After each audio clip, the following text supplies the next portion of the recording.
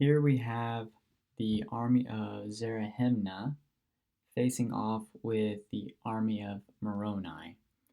Um, Once the Zoramites defected to the Lamanites, Zerahemnah established his army in the land of Antionum, whereas Moroni wanted to protect the Ammonites or the anti-Nephi Lehites in the land of Jershon. And so they have a little standoff right there, and Zerahemnah decides in chapter 43 to flee to Manti in order to overthrow that city. Well, while they're taking off, Moroni gets information from Alma the Younger, who is the prophet, and learns that that's where Zerahemnah is going. So they ultimately converge in the city of Manti or around the city of Manti. This is where we have the battle where Moroni surrounds the people or the army of Zerahemnah on all sides, and eventually um,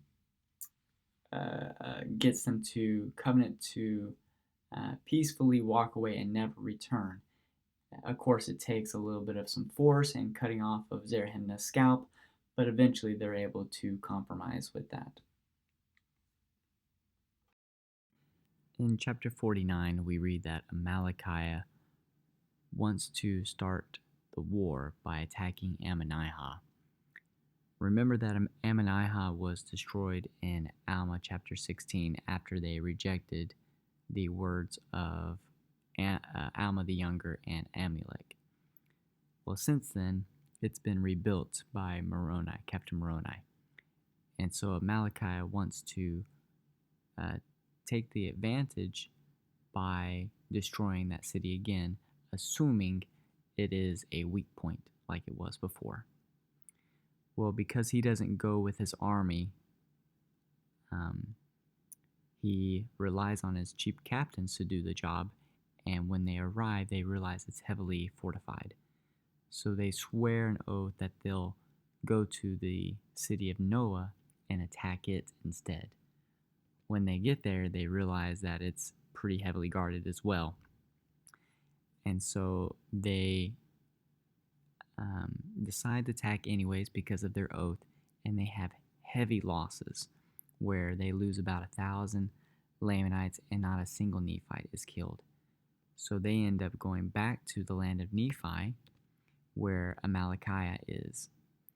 And this is where he becomes extremely angry and irritated, and he swears an oath that he will drink the blood of Moroni one day. In chapter 50, Captain Moroni takes the time to sweep out the remaining Lamanites within the eastern half of the Nephite nation, and also he establishes cities such as Moroni, Nephihah, Lehi, and Morianton, and so forth. And after that, he fortifies them in preparation for the upcoming war. Well, after he's done this, there's a time of peace, and everything seems to be going well until the city of Morianton and Lehi have a dispute about land. And a man known as Morianton, he was the leader of the people of Morianton, decides to take up arms against Lehi, and the people of Lehi flee to Moroni, and they tell him what's going on. Well, the people of Morianton get really nervous that Moroni is catching wind of this, and so they decide to take off and go north and try to escape to another place. Well, before they're able to do this, a maidservant of Morianton flees to Moroni and tells him of their plans.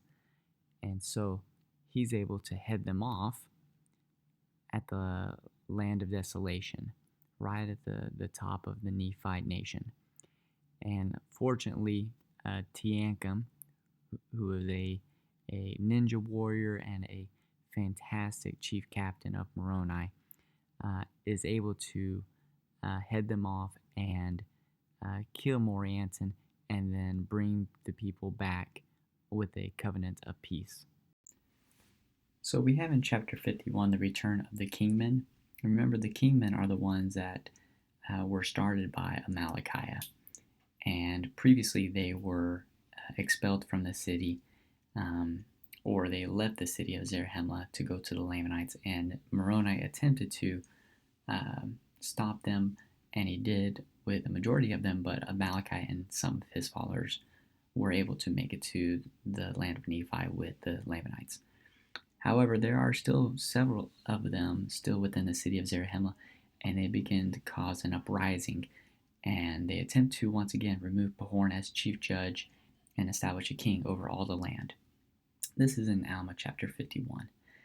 And Moroni is having to deal with that at the same time that Amalickiah starts to come up on the eastern half of the land of Nephi to take the city of Moroni, Nephi, Lehi, Morianton, Omner, Gid, and Mulek. Now, this is with Amalickiah with his armies. Last time he didn't come, but this time he came and he took all those cities. Well, Moroni sees the severity of this because the land of Bountiful is the last exit route for the Nephites before they're surrounded on all sides. And so he sends Teancum to defend the city of Bountiful from Amalickiah. Well, after a long battle,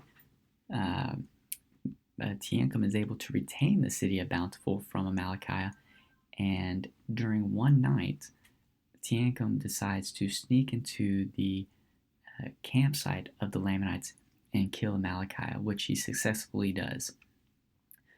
Well, because of that, the Lamanites retreat back to the city of Mulek, and things remain like this for a couple of years until Moroni, Lehi, and Teancum can all gather in the city of Bountiful. They determine how to take the city of Mulek by having Teancum and a small band of his army walk by the city of Mulek and lure out the Lamanites from their stronghold, which that works. They begin to run back to the city of Bountiful to join the forces of Lehi while the Lamanites chase them.